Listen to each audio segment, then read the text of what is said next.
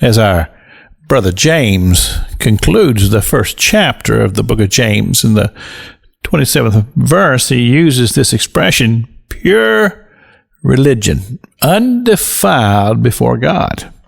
Now, what I told you yesterday is that I believe that this whole chapter of God's Word that James has given to us builds up to that conclusion about pure religion, because he gives us some insight into this, and he talks about such things as falling into divers, let's say sin, just falling into things that are designed to tempt us and to cause us to fall away.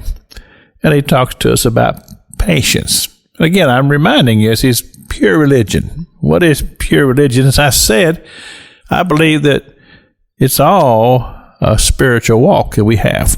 And so he talks to us about not allowing ourselves to fall into diverse temptations, but that we can overcome and we can push away from sin and things that so easily can control us if we allow it to.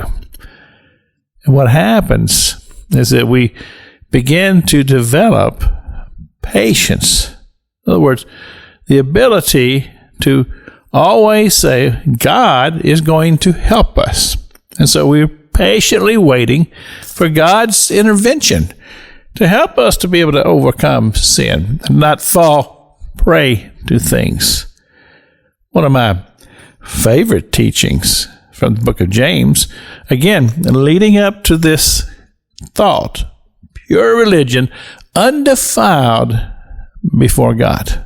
So, first thing we talked about is that the learning and developing patience as we are able to overcome the accuser, the adversary, the person who comes to try to trip us up.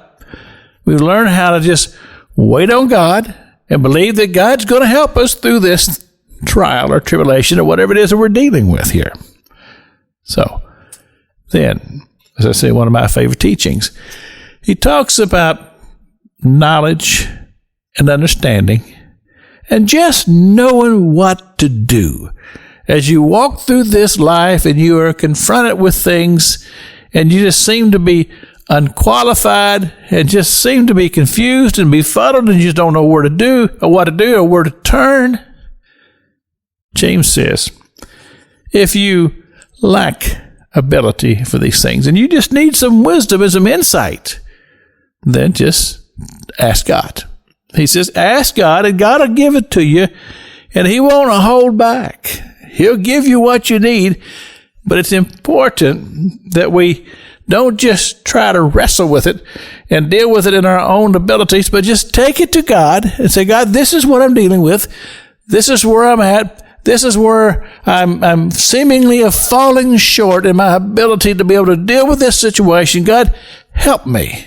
And he says, if you lack wisdom, then ask, and God will give it to you liberally.